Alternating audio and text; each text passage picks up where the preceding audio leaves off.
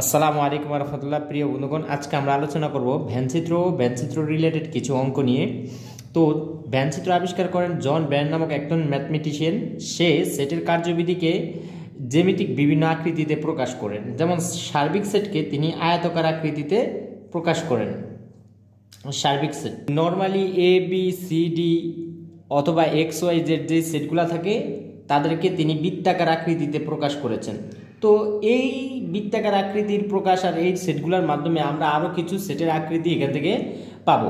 চলো আমরা দেখতে থাকি। যদি আমাদের এ একটা সেট হয়, এইটাই একটা এ সেট হয়, এবং বি আরেকটা সেট যদি এইটা হয়, ঠিক আছে, এবং দেখো এই সেটের উপাদান যদি হয় 1 2 3, এই সেটের উপাদান যদি হয় 2 4 6, তাহলে এদের সেটটা কেমন পাওয়া যাবে?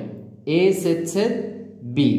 আমরা তো জানি সেট মানে হচ্ছে যে কমন উপাদান নিয়ে গঠিত সেট, অর্থাৎ এই দুইটা সেটের মাঝখানে যদি কমন উপাদান থাকে একটাকে আরেকটা কি করবে? অবশ্যই সেট করবে। আর সেটা কি আমরা বলি এই দুইটা সেটের সেট। তাহলে এদের মাঝখানে অবশ্যই কমন উপাদান আছে। দেখো এখানে এটার ভিতরে 2 আছে, এটার ভিতরে 2 আছে, অবশ্যই তাহলে একটা সেট আরেকটা সেটকে কি করবে? সেট করবে। দেন এই যে সেট করার প্রশ্নটুকু দেখো, এই যে দুইটা সেটেরই এই জায়গাটুকু হচ্ছে কমন, ঠিক আছে। তাহলে এই যে এই অংশটুকুই হচ্ছে আমাদের কমন অংশ, অর্থাৎ এই সেটটাকে বলি আমরা হচ্ছে যে আমাদের সেট, অর্থাৎ এখানেই আমাদের হচ্ছে 2 এর উপাদানটা থাকবে, ঠিক আছে। দেখছো তাহলে এই সেট বি, এই দুইটা সেটের আকৃতিটা আসছে অনেকটা এরকম। এটাকে আমরা উপবৃত্তাকার আকৃতি বলতে পারি, ঠিক আছে। যদি এ সংযোগ বি না হইতো তাহলে তার আকৃতিটা কেমন দেওয়া যেত? তাহলে এর আকৃতিটা দাঁড়াইতো এইটাই, জাস্ট পুরো সেটটা চলে আসতো, অর্থাৎ এইভাবে চলে আসতো এ সংযোগ বি। আমরা জানি সংযোগ সেটে যেই সেটগুলোর আমরা সংযোগ সেট নেই ওই সেটগুলোর ভিতরে যত উপাদান আছে সকল উপাদানগুলো চলে আসে, অর্থাৎ কমনগুলোও চলে আসে সংযোগ সেটে, আনকমনগুলোও চলে আসে। তার মানে এই পুরো সেটটাই হবে আমাদের সংযোগ সেট। এ এবং বি এর পুরো সেটটাই হবে সংযোগ সেট। আচ্ছা, আমরা এখানে এই সেটটার বাকি উপাদানগুলো বসাই নিই, চাইলে বসাই দিতে পারি 1 3। এটা যদি এ সেট হয় আর এটা যদি বি সেট হয় তাহলে এটার বাকি আছে কে 4 6, ঠিক আছে। এই অর্থাৎ কমন অংশটা বসবে এটা। তার মানে এই অংশটুকু হচ্ছে এ সেট বি এর অংশ, আর এই অংশ এ আর এই পুরো অংশটাই হচ্ছে এ সংযোগ বি এর অংশ। তাহলে আসো আমরা আরেকটা আকৃতি পেয়ে গেছি। এখন যদি আমাদের কাছে 3টা সেট থাকতো তাহলে আকৃতিটা কেমন হতো? চলো আমরা সেটা একটু দেখি। ধরো আমাদের কাছে একটা সেট আছে এ, যার উপাদান সংখ্যা আছে 1 2 3 5। আরেকটা সেট আছে বি, যার উপাদান সংখ্যা আছে 1 2 4 6। আরেকটা সেট আছে সি, যার উপাদান সংখ্যা আছে 2 3 4 7।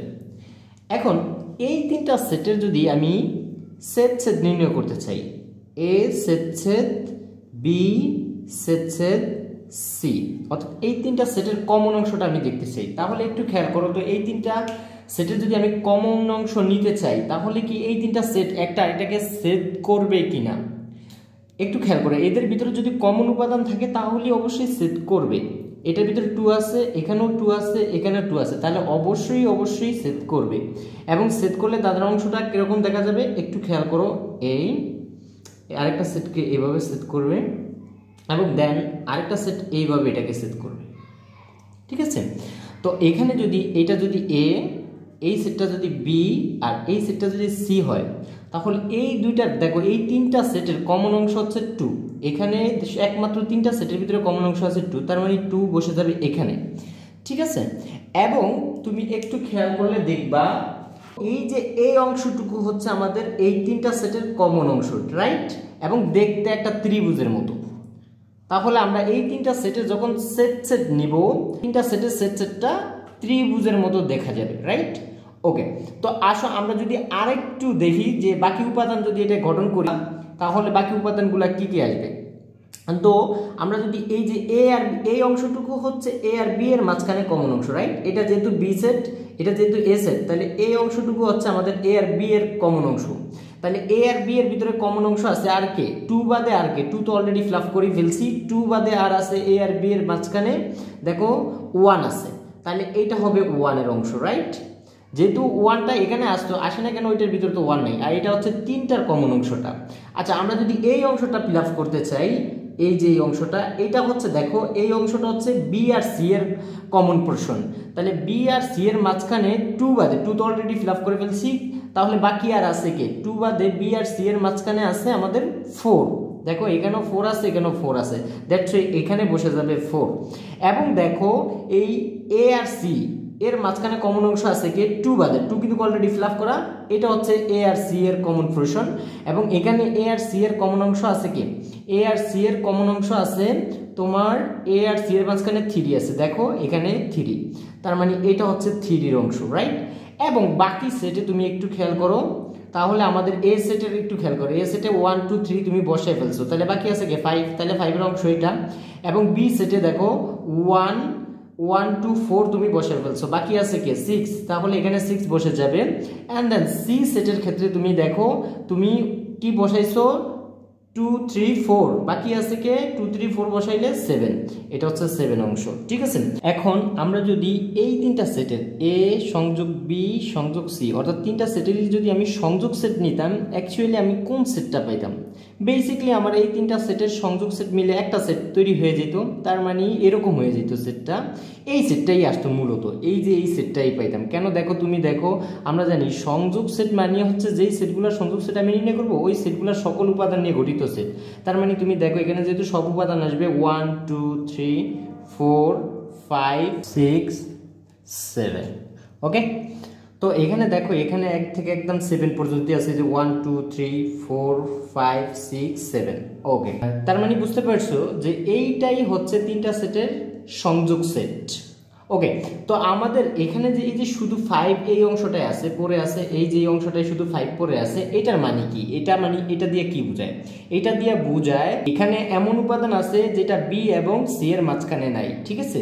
তার মানে এই অংশটা হচ্ছে এরকম উপাদানের। একইভাবে এই যে অংশটুকু, এই অংশটুকু হচ্ছে এরকম একটা অংশ, যে অংশটুকুতে শুধু বিতে এমন উপাদান আছে যেটা আছে এ এবং সিতে নাই। একইভাবে এখানেও হচ্ছে এই অংশটুকু সেরকম একটা অংশ যেখানে সিতে এমন উপাদান আছে যেটা হচ্ছে এ আর বিতে নেই, সেই অংশটুকু এইটা, ওকে ফাইন। এখন আমরা একটু খেয়াল করি, এখান থেকেও যদি আমরা দুইটা সেটের সেটটা নিতাম, যেমন এ সেট বি, তারপর হচ্ছে এ সেট সি, তারপর হচ্ছে বি সেট সি, ঠিক আছে? এই ধরনের সেটগুলো যদি আমরা নিতাম এক্স্যাক্টলি, তাও কিন্তু ওই যে উপবৃত্তাকার শেপগুলো পাইতাম। দেখো এই যে এ আর বি এর যে কমন অংশটুকু, এটা হচ্ছে এই অংশটুকু, সেটা কি? সেটা হচ্ছে 1 এবং 2 এর, ঠিক আছে, নিয়ে গঠিত সেট এইরকম। তারপরে তুমি দেখো এই যে বি আর সি এর যে এই যে বি এবং সি এর কমন অংশটুকু হচ্ছে এতটুকু, বি আর সি, তার ভিতরে আছে 2 আর 4, 2 বি আর হচ্ছে যে সি, এটা হচ্ছে 2 4, দেখতে এই যে উপবৃত্তাকারের মতো। এবং এ আর সি এর মাঝখানে কমন অংশটুকু হচ্ছে এই যে এ সেটের ভিতরে এ আর সি এর মাঝখানে কমন অংশটুকু হচ্ছে এতটুকু, কারণ সি সেট হচ্ছে এইটা, এ সেট হচ্ছে এইটা, তাহলে এ আর সি এর মাঝখানে আছে এতটুকু, অর্থাৎ 2 এবং 3, 2 ও 3, ঠিক আছে? ওকে, আচ্ছা এতক্ষণ পর্যন্ত তো আমরা কমন উপাদান বিশিষ্ট সেটগুলার সংযোগ এবং সেট দেখলাম। যদি কমন উপাদান দুইটা সেটের বা ততোধিক সেটের ভিতরে কমন উপাদানই না থাকে, তখন তাদের সেটগুলা কেমন দাঁড়াবে, তাদের আকৃতিগুলা কেমন দাঁড়াবে একটু খেয়াল করো। মনে করো এ একটা সেট আছে যার উপাদান সংখ্যা আছে 1 2 3, ঠিক আছে? আর বি আরেকটা সেট আছে যার উপাদান সংখ্যা মনে করো 4 5 6, ঠিক আছে? তাহলে এই দুইটা সেটের সংযোগ সেটটা বা সেটটা কেমন হবে? এই দুইটা সেটের সেটটা হবে এক্স্যাক্টলি এরকম, পাশাপাশি থাকবে দুইটা সেট, একটাকে আরেকটা সেট করবে না, ঠিক আছে? কারণ এদের মাঝখানে কোনো কমন উপাদান নাই, এই জন্য এরা একটা আরেকটাকে সেট করবে না। আর যখন দুইটা সেটের ভিতরে কমন উপাদান না থাকে তখন তাদের সেটটা হয় ফাঁকা সেট, আর দুইটা সেটের সেটটা ফাঁকা সেট হলে এদেরকে আমরা বলি নিশ্চিত সেট, অর্থাৎ একটাকে আরেকটায় সেট করে নেয়, নিশ্চিত সেট, ঠিক আছে? নিশ্চিত সেট, তার মানে দেখো এরা নিশ্চিত মানে কি, একটাকে আরেকটায় সেট করে নেয়, অর্থাৎ তাদের মাঝখানে কোনো কমন উপাদান নেই। আচ্ছা, তাহলে আমরা দেখলাম যে দুই বা ততোধিক সেটের সেটটা যদি ফাঁকা সেট হয়, অর্থাৎ একটাকে আরেকটা সেট না করে, তখন আমরা তাদেরকে বলি পরস্পর নিশ্চিত সেট। আচ্ছা, এদের যদি আমরা সংযোগ সেটটা নির্ণয় করতাম, তাহলে সংযোগ সেটটা কেমন দাঁড়াইতো? সংযোগ সেটটা ডেফিনেটলি এরকম দাঁড়াইতো, যেহেতু কমন উপাদান নাই তাহলে এটা পাশাপাশি যুক্ত হয়ে যেত। ঠিক আছে, তার মানে 1 2 3, তারপর হচ্ছে 4 5 6 এরকম হয়ে যেত।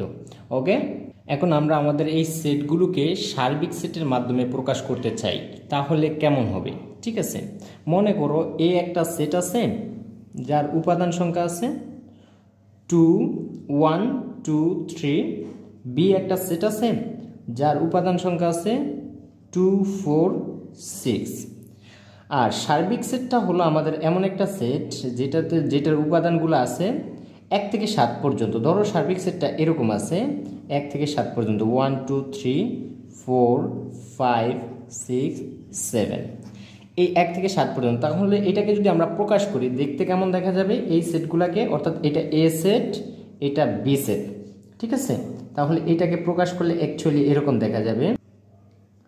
ওকে, এদের ভিতরে কমন উপাদান আছে, তাহলে একটাকে আরেকটা সেট করবে। সেট করলে দেখা যাচ্ছে এখানে সেটকৃত অংশের মান হচ্ছে 2। তারপরে এই পাশে যদি এটা এ সেট হয়, এটা যদি বি সেট হয়, তাহলে এর ভিতরে বাকি থাকে হচ্ছে 4 6, আর এর ভিতরে 2 গেলে বাকি থাকে 1 3। ঠিক আছে, ওকে। তাহলে আর বাকি 7-এর অংশ কোনটা? এই যে বাকি 7-এর অংশ, এই পুরোটা, এই পুরো অংশটা হচ্ছে শুধুমাত্র 1 থেকে 6 পর্যন্ত, 1 2 3 4 5 আর 7-এর অংশ হচ্ছে এটা, অর্থাৎ 5 আর হচ্ছে 7, এই যে খালি এই দুইটা সেট বাদে খালি অংশটা পড়ে আছে। তার মানে এ সেট বি, তার অংশ হচ্ছে এতটুকু, এ সেট বি এর অংশটুকু হচ্ছে এতটুকু, অর্থাৎ দুইটার কমন অংশটুকু। আর এ সংযোগ বি এর অংশটুকু হচ্ছে এই পুরোটা, এ সংযোগ বি।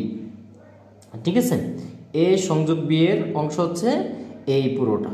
ঠিক আছে, ওকে। তার মানে এবং দেখো এই পুরোটা মিলিয়ে হচ্ছে আমাদের একদম সার্বিক সেটটা, এটা হচ্ছে ইউ, এটা হচ্ছে ইউ, এটা পুরো অংশ মিলিয়ে হচ্ছে আমাদের সার্বিক সেট। আচ্ছা, আমরা এখন সার্বিক সেটের মাধ্যমে একটু পূরক সেটের আমরা ডায়াগ্রামটা দেখতে চাই।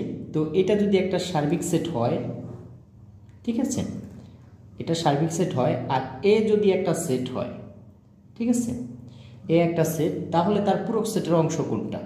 তাহলে তার পূরক সেটের অংশ ডেফিনেটলি এই যে খালি অংশটা পড়ে আছে, এইটাই তার পূরক সেটের অংশ। ঠিক আছে, এটাকে আমরা এসি বলে থাকি।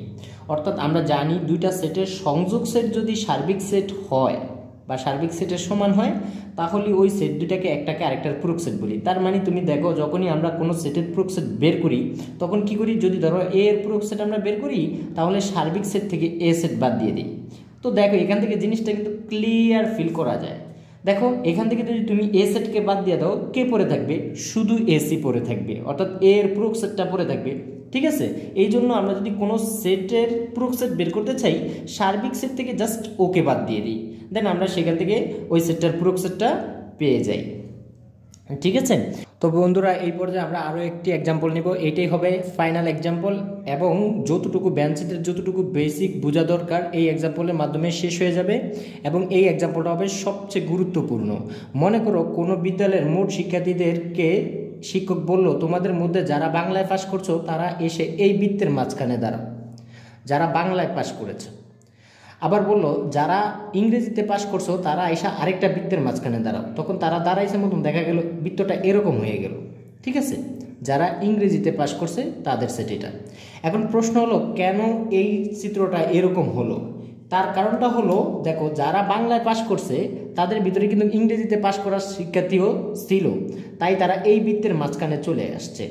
আবার ইংরেজির ভিতরেও তো বাংলায় পাস ছিল, অর্থাৎ দুইটাতে পাস করছে এমন শিক্ষার্থীরা এটা চলে আসছে, অর্থাৎ বি সেট ই, তাদের সেট হয়ে গেছে এটা। এখন প্রশ্ন হলো তাহলে এখানে কারা আছে? এখানে তারাই আছে যারা শুধু বাংলায় পাস করছে, শুধু বাংলা, যারা শুধু বাংলায় পাস করছে ইংরেজিতে না, তাদের সেট হচ্ছে এইটা। ঠিক আছে, তাদের সেট হচ্ছে এইটা। আচ্ছা, যারা শুধু ইংরেজিতে পাস করছে, যারা শুধু ইংরেজিতে, তাদের সেট হচ্ছে এইটা।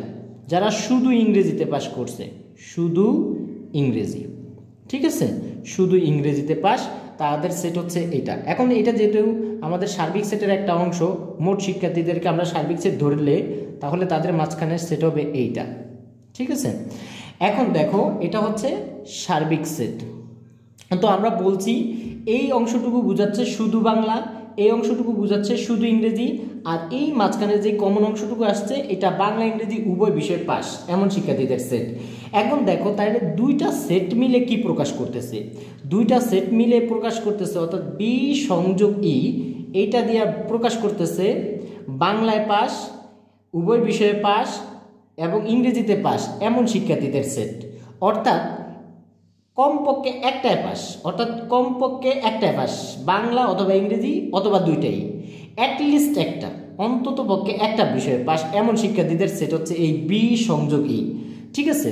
তাহলে সংযোগ সেটের মানে কি, অন্তত একটা, অন্তত একটা, এটার বাংলা মিনিংটা হচ্ছে অন্তত একটা অথবা কমপক্ষে একটা, কমপক্ষে একটা অথবা অ্যাটলিস্ট একটা, অ্যাটলিস্ট একটা। আমরা এটা আরেকটু বুঝি, দেখো এখানে ধরো একটা সেট আছে এ যার উপাদান সংখ্যা আছে 1 2 3, আর একটা সেট আছে বি যার উপাদান সংখ্যা আছে 1 3 5 বা 7 দিলাম আমরা। তাহলে এটার, তাহলে এ সংযোগ বি, এখান থেকে আমরা যেটা পাবো সেটা কি পাবো, দেখো 1 2 3 7। তাহলে একটু খেয়াল করলে দেখবা 1 যে হচ্ছে এ তো আছে বি তো আসছে, সে আসছে। 2 যে কিনা শুধু এ সেটে আছে বিতে নাই সেও আসছে। 3 দুইটাতে আসছে সেও আসছে। 7 যে কিনা শুধু বিতে আছে এতে নাই সেও আসছে। অর্থাৎ সংযোগ সেট মানে হচ্ছে যেই সেটগুলোর আমি সংযোগ সেট নিচ্ছি এই সংযোগ সেটে এমন সকল উপাদানগুলো আসবে যাদের সংযোগ সেট নিছি তাদের অন্তত একটার ভিতরে সেই উপাদানগুলো থাকা লাগবে, অন্তত একটার ভিতরে। অন্তত একটা মানে কি, দুইটাও থাকতে পারে, তিনটেও থাকতে পারে, আরও বেশিতে থাকতে পারে, কিন্তু কমপক্ষে একটা থাকা লাগবে। যেমন দেখো এখানে যে 2 কিন্তু শুধু এতে ছিল তাও কিন্তু সংযোগ সেটে আসছে। আবার দেখো বিতে ছিল 7, শুধু বিতে ছিল এতে ছিল না তাও কিন্তু সে সংযোগ সেটে আসছে। তাহলে সংযোগ সেট মানে আমরা বুঝি অ্যাটলিস্ট একটা, অ্যাটলিস্ট একটা মানে কি কমপক্ষে সংযোগ সেটে এমন উপাদানগুলো আসবে যারা কমপক্ষে একটা সেটে আছে। তো দেখো এই বি এবং ই অর্থাৎ বাংলা ও ইংরেজিতে পাস এমন শিক্ষার্থীদের কমপক্ষে একটাই পাস, সেটার মানে হচ্ছে বি সংযোগ ই, অর্থাৎ শুধু বাংলায় শুধু ইংরেজি অথবা উভয়টাই পাস এমন শিক্ষার্থীদের সেট হচ্ছে বি সংযোগ ই। এখন প্রশ্ন হলো, আচ্ছা আমরা নিলে এইটা বুঝলাম, তাহলে এইটা কাদের সেট? এই যে দুইটা বৃত্তাকার সেটের বাইরে যে অংশটুকু উপরে আছে এইটা কাদের সেট? এইটা হচ্ছে বেসিকলি তাদেরই সেট যারা এই দুইটার একটা বিষয় পাস করে। তুমি নর্মালি চিন্তা করো এইটা এই দুইটা মিলিত যে বৃত্তাকার যে অংশটুকু আছে এরা তো টোটালি পাসদের সেট। যারা পাস করে নেয় অর্থাৎ বাংলাও না ইংরেজিতেও না একটাও পাস করে নেয়, উভয় বিষয়ে ফেল, তাদের সেট হচ্ছে এইটা।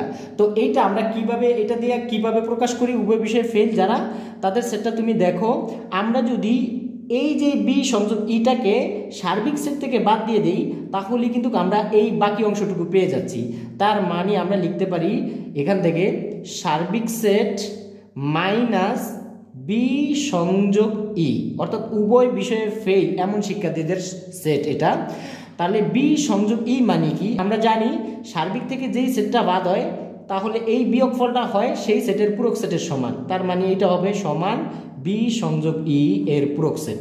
তার মানে এইটা সমান হচ্ছে বি সংযোগ ই এর পূরক সেটের সমান, ঠিক আছে। তো এটা হচ্ছে উভয় বিষয়ে ফেল, অর্থাৎ উভয় বিষয়ে ফেলদের শিক্ষার্থীদের আমরা সেটটাকে পূরক সেট দ্বারা প্রকাশ করতে পারি। আচ্ছা আসো আমরা এখন অঙ্কগুলো দেখব এবং দেখলে আমাদের বিষয়টা আরও বেশি ক্লিয়ার হয়ে যাবে। তো বন্ধুরা চলো আমরা এই প্রবলেমটা সলিউশন করি। 100 জন শিক্ষার্থীদের মধ্যে কোনো পরীক্ষায় 88 জন বাংলায়, 80 জন গণিতে এবং 70 জন উভয় বিষয়ে পাশ করেছে। ব্যানচিত্রের সাহায্যে তথ্যগুলো প্রকাশ করো এবং কতজন শিক্ষার্থী উভয় বিষয়ে ফেল করেছে তা নির্ণয় করো। তো আমরা মনে করি মোট শিক্ষার্থীদের সংখ্যাকে আমরা ধরে নিচ্ছি, মোট শিক্ষার্থীদের সেটকে আমরা ধরে নিচ্ছি ইউ, এবং যারা বাংলায় পাশ করেছে তাদের সেটকে ধরে নিচ্ছি আমরা বি, যারা গণিতে পাশ করছে তাদের সেটকে আমরা ধরে নিলাম এম, ঠিক আছে। তো আবার যারা উভয় বিষয়ে পাশ করেছে তাহলে দেখো উভয় বিষয়ে পাশ মানে কি, বাংলায় পাশ ইংরেজিতে পাশ, তাদের সেটকে আমরা ধরে নিতে পারি বি সেট এম। আচ্ছা, এখন যদি আমরা এটাকে ব্যঞ্চিত্রে প্রকাশ করি, মোট শিক্ষার্থীদের সংখ্যা আমাদের চলে আসবে সার্বিক সেটে।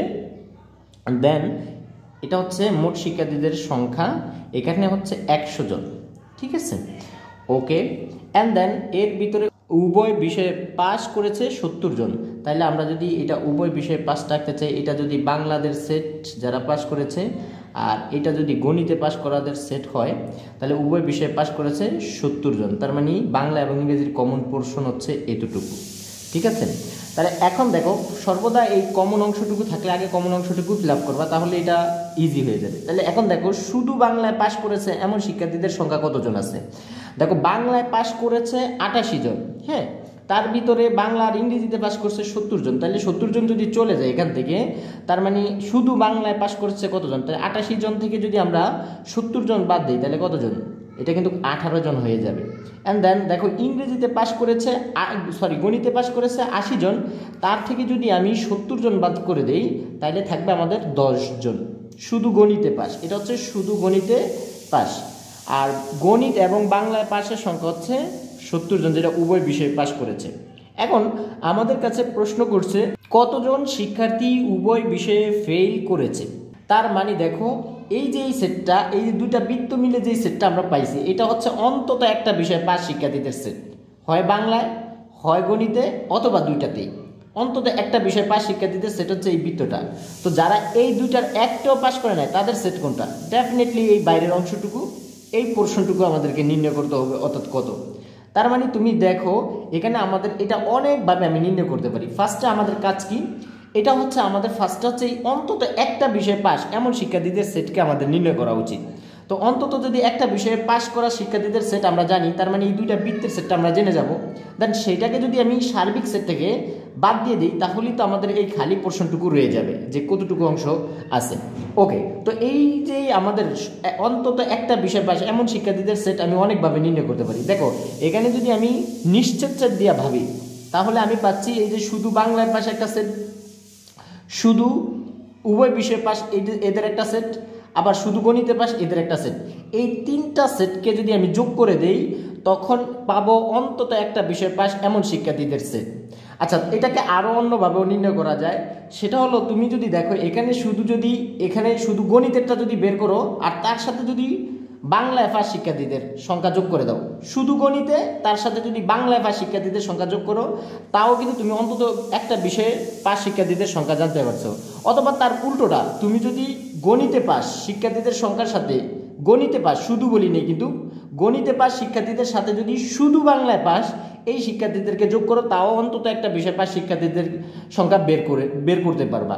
অথবা এটার একটা সূত্র আছে, সূত্রের সাহায্যে তুমি বের করতে পারো। সেটা হচ্ছে কি এরকম যে দেখো এখান থেকে আমরা সূত্রটা বলতে পারবো, নাম্বার অফ বি সংযোগ এম, অন্তত একটা বিষয় পাস শিক্ষার্থীদের সংখ্যা হবে সমান নাম্বার অফ বি যোগ নাম্বার অফ এম। একটু খেয়াল করো তো, যখন তুমি নাম্বার অফ বি নিছো তার মানে এই পুরো অংশটুকু নিয়ে নিছো, ঠিক আছে, এইটা নাম্বার অফ বি। আর যখন নাম্বার অফ এম নিছো অর্থাৎ গণিতে ফার্স্টদের সংখ্যা, তাহলে এই অংশটা নিছো। এখন দেখো বাংলার ভিতরে এই কমন অংশটুকু একবার আসছে, আবার গণিত যখন নিছো তখনও একবার আসছে, তার মানে কমন অংশটা চলে আসছে কয়বার, দুইবার। তার মানে তুমি একবার বাদ দিয়ে দিতে পারো number of B set M. ঠিক আছে, এই সূত্রের মাধ্যমে অন্তত একটা বিষয় পাস শিক্ষার্থীদের সংখ্যা আমরা বের করে নিতে পারি। আর এটা বের করলে সেটাকেই আমরা সার্বিক সেট থেকে এটা বের করার পরে সার্বিক সেট থেকে এটাকে বাদ দিলে অবশ্যই উভয় বিষয়ে ফেল অর্থাৎ একটা বিষয়ে পাস নয় এমন শিক্ষার্থীদের সংখ্যা আমরা জেনে যাব। তো আসো আমরা সেটা সলভ করি। তো যেহেতু আমরা ধরে নিই সেটা, তাহলে নাম্বার অফ বি পাচ্ছি কত, নাম্বার অফ বি হচ্ছে 88 জন, ঠিক আছে। দেন নাম্বার অফ এম পাচ্ছি আমরা 80 জন, ঠিক আছে। তারপরে নাম্বার অফ ইউ, এটার সংখ্যা হচ্ছে আমাদের 100 জন। দেন উভয় বিষয়ে pass number of B set M, এটার সংখ্যা হচ্ছে আমাদের 70 জন, ঠিক আছে। তো অন্তত একটি বিষয়ে পাস, তো আমি ফার্স্টে এটার সাহায্যে দেখাই, ওইটাও দেখাবো। অন্তত একটি বিষয়ে পাস, অন্তত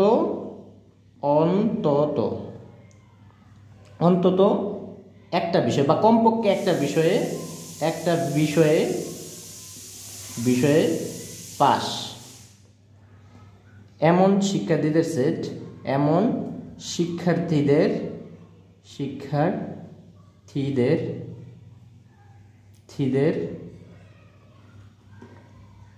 সেট সেট কি বি সংযোগ এম হলে সুতরাং নাম্বার অফ বি সংযোগ M is equals to number of B যোগ নাম্বার অফ, এই যে সূত্রটা, number of M minus number of B set M.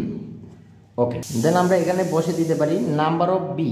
এখানে নাম্বার অফ বি এর সংখ্যা আছে 88 জন, প্লাস নাম্বার অফ এম এর সংখ্যা আছে 80 জন, minus number of B set M, এটা আছে 70 জন। তাহলে আমাদের দেখো এখানে 70 থেকে যদি 80 থেকে যদি 70 চলে যায়, 10 এর সাথে 88 যোগ করলে 98 জন। ঠিক আছে, তো আমরা 98 জন পেয়ে গেলাম যে অন্তত একটা বিষয়ে পাস এমন শিক্ষার্থীদের সেট বা এমন শিক্ষার্থীদের সংখ্যা।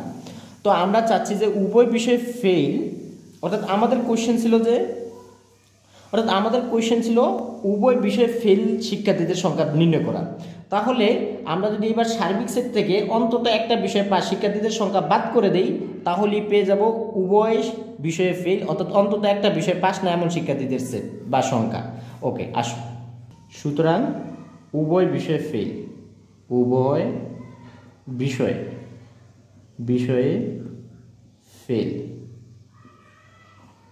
এমন শিক্ষার্থীদের সংখ্যা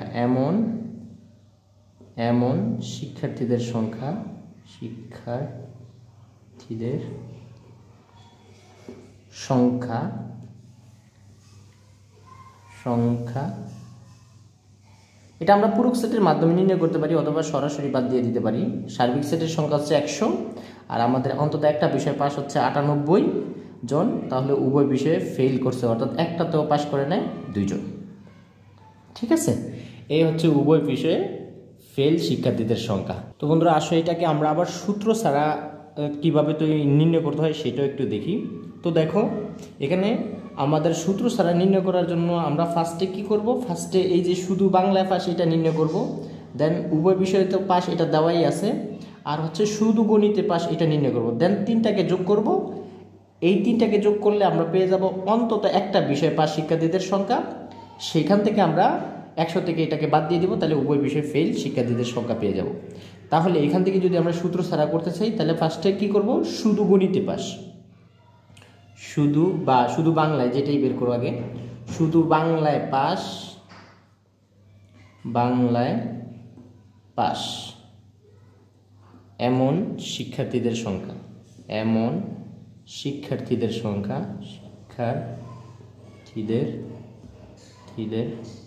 সংখ্যা হবে কত? দেখো বাংলায় পাস হচ্ছে 88 জন, আর শুধু বাংলায় পাস হবে এমন শিক্ষার্থীদের সংখ্যা হবে 88 মাইনাস 70, কারণ উভয় বিষয়ে পাস হচ্ছে যায় কত, 70 জন। তাহলে শুধু বাংলায় পাস থাকবে কতজন, 88 মাইনাস 70 সমান হচ্ছে 18 জন। ঠিক আছে, এবং শুধু গণিতে পাস, যেহেতু এটা গিভেন তাহলে এটা বের করে নিই, শুধু গণিতে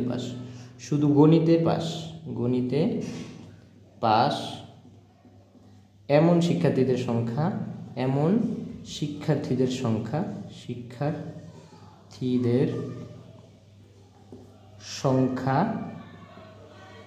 হচ্ছে কত, তাহলে গণিতে পাস হচ্ছে মোট 80 জন, আর উভয় বিষয়ে পাস হচ্ছে 70 জন। তাহলে শুধু গণিতে পাস হবে 10 জন। ঠিক আছে, ওকে। তো এখন আমরা অন্তত একটা বিষয়ে পাস এমন, আর উভয় বিষয়ের পাশেরটা কিন্তু দেওয়া আছে 70 জন, তাহলে এই 3টা সেটকে আমরা যোগ করে দেব। তাহলে সুতরাং কমপক্ষে একটা বিষয়ের পাস, বা অন্তত একটা বিষয়ে পাস এমন শিক্ষার্থীদের শিক্ষার্থীদের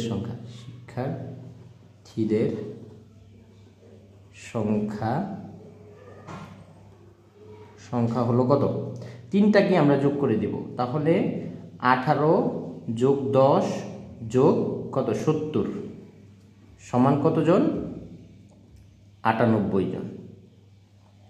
ঠিক আছে, তাহলে সুতরাং উভয় বিষয়ে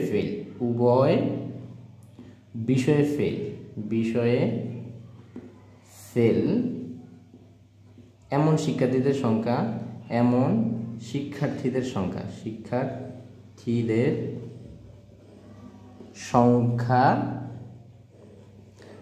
100 মাইনাস 98 জন সমান 2 জন। ওকে, এটা আরও অন্য নিয়মও করা যায়। সেটা হচ্ছে, দেখো, যদি তুমি বাংলায় পাস শিক্ষার্থীদের সাথে শুধু গণিতে পাস শিক্ষার্থীদেরকে যোগ করতা, তাহলে অন্তত একটা বিষয় পাস শিক্ষার্থীদের সংখ্যা পেয়ে যাইতা। অথবা গণিতে পাস তাদের সাথে যদি শুধু বাংলায় পাস শিক্ষার্থীদেরকে যোগ করতা, তাও কিন্তু অন্তত একটা বিষয় পাস শিক্ষার্থীদের সংখ্যা নির্ণয় করতে পারতা। সেখান থেকে তুমি কতজন ফেল করছো অর্থাৎ এই সংখ্যাটা তুমি বের করতে পারতা। এটা সার্বিক সেট থেকে বাদ দিয়ে দিলেই হয়ে যেত। অর্থাৎ এটা কতজন পেয়েছে? 2 জন।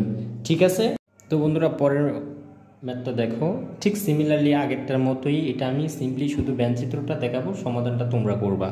তো দেখো কি বলছে, কোনো শ্রেণীর 30 জন শিক্ষার্থীদের মধ্যে 20 জন ফুটবল এবং 15 জন ক্রিকেট খেলা পছন্দ করে, 2টি খেলাই পছন্দ করে এরূপ শিক্ষার্থীদের সংখ্যা 10 জন। কতজন শিক্ষার্থী 2টি খেলাই পছন্দ করে না? তো দেখো এটা একদম খুবই সিম্পল। আমরা যদি এটা একটু ভ্যানচিত্রে দেখাই, তাহলে এটা যারা ফুটবল পছন্দ করে তাদের সেট হচ্ছে এটা এফ, এবং বলছে যারা ক্রিকেট খেলা পছন্দ করে তাদের সেট হচ্ছে সি। এবং দেখো উভয় খেলাই পছন্দ, 2টি খেলাই পছন্দ করে কতজন?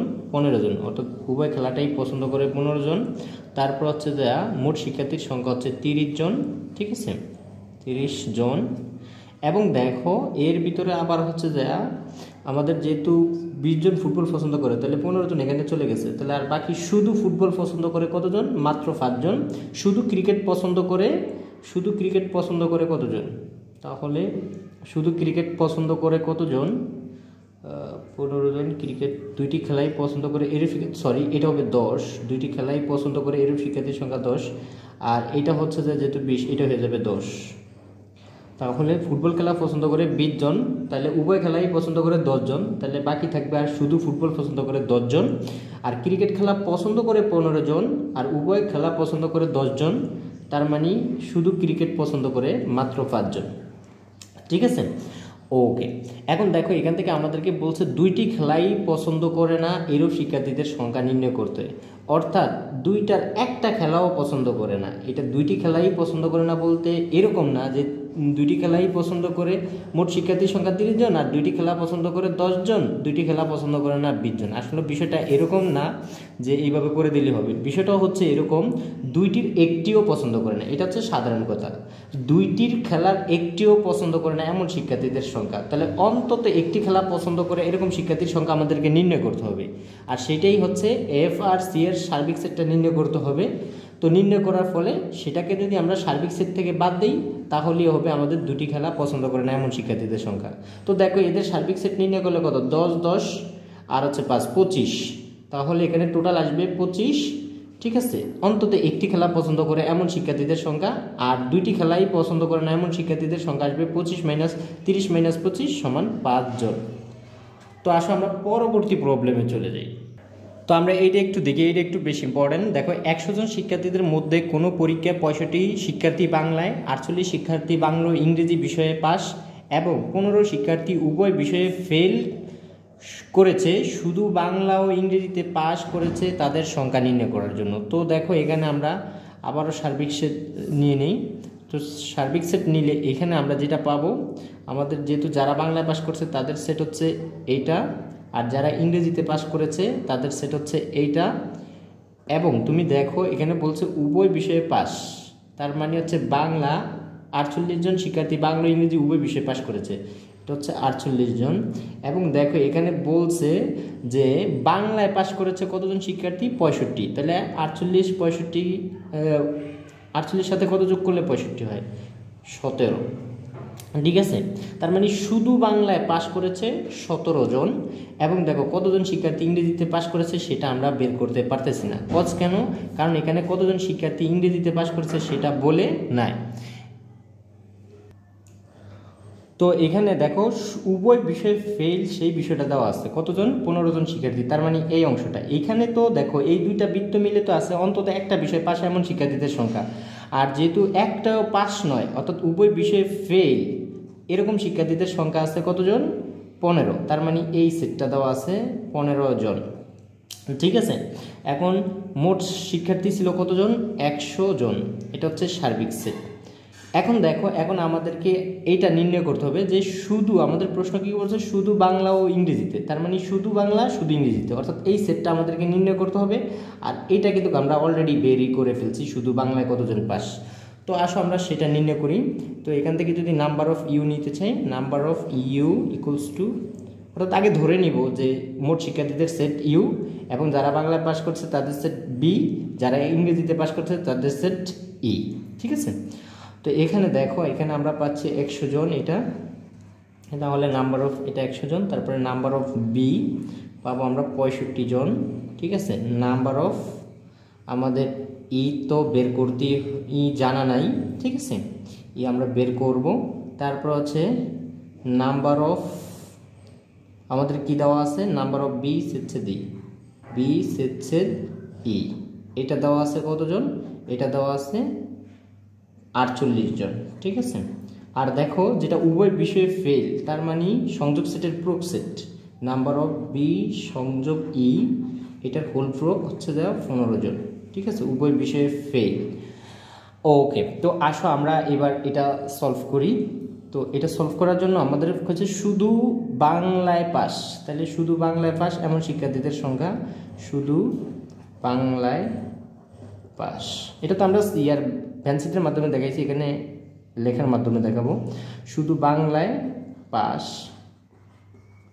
শিক্ষার্থীদের সংখ্যা, শিক্ষার্থীদের সংখ্যা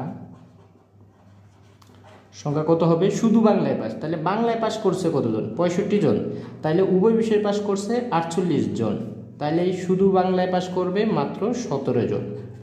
ঠিক আছে, এবার হচ্ছে শুধু ইংরেজিতে পাস। তো যদি ইংরেজিতে পাস করছে কয়জন সেটা জানা থাকতো, তার থেকে আমরা উভয় বিষয়ে পাসটা বাদ দিলে শুধু ইংরেজিতে পাস সংখ্যাটা পেয়ে যেতাম। বাট আমাদের এখানে কিন্তু সেটা দেওয়া নাই, ইংরেজিতে কতজন পাস করছে। তো সেটা বের করার জন্য একটা জিনিস আমরা করতে পারি। তো দেখো এখানে আমাদের যেহেতু সবগুলা সেটের যোগফলটা হচ্ছে আমাদের সার্বিক সেটের সমান, তাহলে আমরা একটা কাজ করতে পারি যে আমরা যেহেতু শুধু ইংরেজিতে পাস সংখ্যা বের করব, দেখো এগুলো সবগুলো এক একটা নিশ্চিত সেট। এই যে শুধু বাংলায় পাস এটা একটা আলাদা সেট, উভয় বিষয়ের পাস এটা আরেকটা আলাদা সেট, এবং শুধু ইংরেজিতে পাস এটা আলাদা সেট, এবং উভয় বিষয়ে ফেল সেটা আবার আরেকটা সেট। তাহলে আমরা এখানে ধরে নিতে পারি শুধু ইংরেজিতে পাস এদের সেটটা একটা জিনিস বা একটা চলক ধরে নিতে পারি। তো মনে করি শুধু ইংরেজিতে পাস, শুধু ইংরেজিতে পাস এমন শিক্ষার্থীদের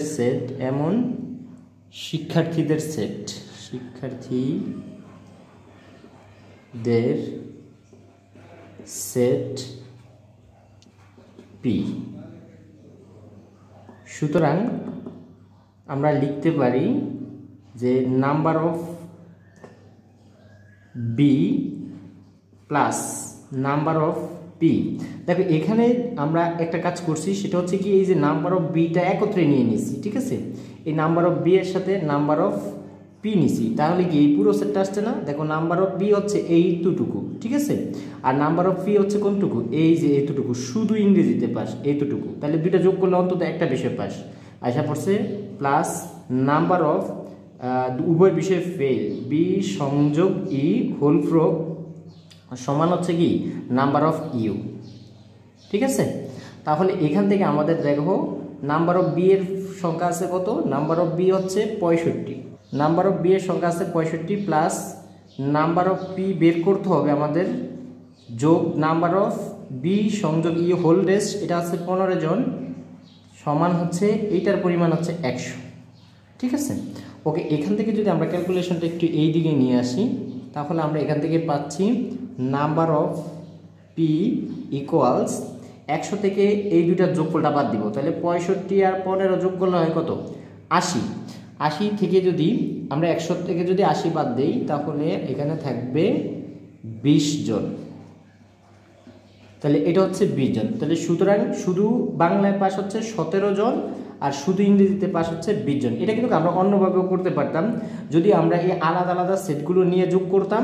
এই সেটটা শুধু বাংলায় পাস, উভয় বিষয়ে পাস, শুধু ইংরেজিতে পাস এবং উভয় বিষয়ে ফেল, এই চারটাকে যোগ করে এটা করতে পারতাম। এভাবেও করতে পারতাম, কিন্তু আমরা সহজে কি করলাম, এই যে শুধু বাংলায় পাস আর ধরে নিচ্ছি শুধু ইংরেজিতে পাস, বাংলায় পাস তার সাথে ধরে নিচ্ছি শুধু ইংরেজিতে পাস, এদের সেট, দেন এইটা এই তিনটা যোগ করে ওইটা সমানও লিখতে পারি। তো তুমি যেভাবে করো না কেন লজিক্যালি সব কিছুই ঠিক আছে।